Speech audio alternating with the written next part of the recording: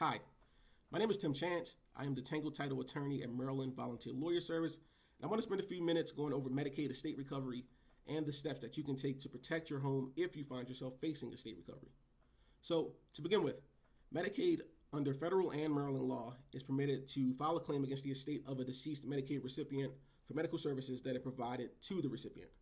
Also, Medicaid is allowed to place a lien on the home of a benefit recipient when it's determined that that recipient will be unable to return home from a nursing home facility. Medicaid can pursue recovery when the recipient was at least 55 years old when receiving the benefits, and all medical services are subject to repayment. So this includes nursing home care, hospital services, physician and pharmacy services, and recovery will be made even if Medicaid paid a relative, friend, or agency to provide services to the Medicaid recipient.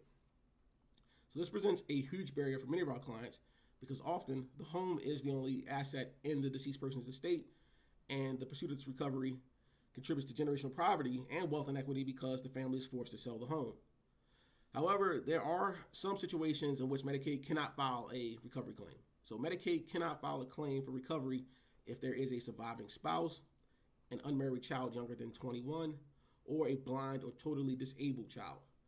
Also, this may not always be the case, but if there are other assets in the estate, those can be used to satisfy Medicaid's claim, and it wouldn't require the sale of the home.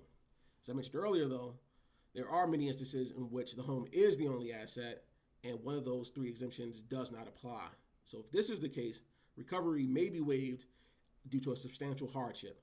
So in order to establish that there is a hardship, there needs to be a dependent who, one, lived at the property at the time of the Medicaid recipient's death, two, lived there continuously for a period of 2 years prior to the recipient's death, and then three, cannot find another place to live.